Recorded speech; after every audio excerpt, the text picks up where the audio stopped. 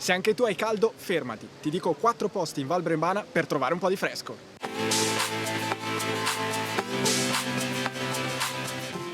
La prima tappa è al porto di Clanezzo. Siamo a pochi minuti dalla città.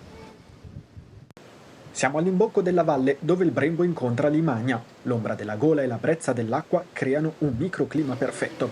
In più, l'emozione di attraversare il Putkebala, dominato dal pittoresco borgo medievale di Clanezzo, che merita una visita.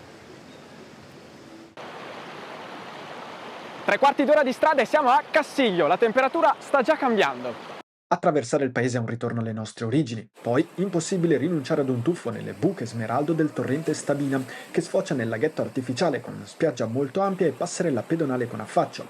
La zona è circondata da una vasta area picnic attrezzata. Ci si arriva comodamente in auto al costo di 3 euro al giorno, 2 per le motociclette. Da qui partono anche molti sentieri verso le vette orobiche. Mezzoldo, Madonna delle Nevi, 1400 metri d'altitudine circa, lo scenario è cambiato e l'aria pure.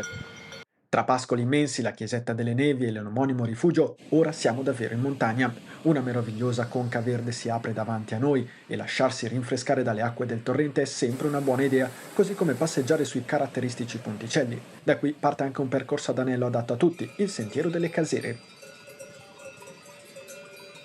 Giubbettino d'obbligo perché siamo al Passo San Marco, 1800 metri abbondanti, l'aria è decisamente cambiata. A Ca San Marco ci si può fermare per un tipico pranzo tra polenta, casoncelli e pizzoccheri, godendosi la vista sulle vette circostanti intrise di storia, con i resti di trincee e caserme militari che componevano la seconda linea Cadorna. Ci si arriva salendo dal Passo San Marco verso il Passo del Verrobbio, seguendo il sentiero 161. Al di là del passo, camminando in discesa per un'ora, si raggiunge il lago di Pescegallo. Da Ca San Marco parte anche la via Priula. Più sotto, partendo da Verrara, si arriva anche al lago di Valmora. Se ti è piaciuto il video, salvalo e condividilo con qualcuno con cui vorresti passare una bella giornata al fresco. Il caldo continuerà, ma noi non vi lasceremo soli. Arriveranno altre puntate con altre chicche dalla nostra bergamasca.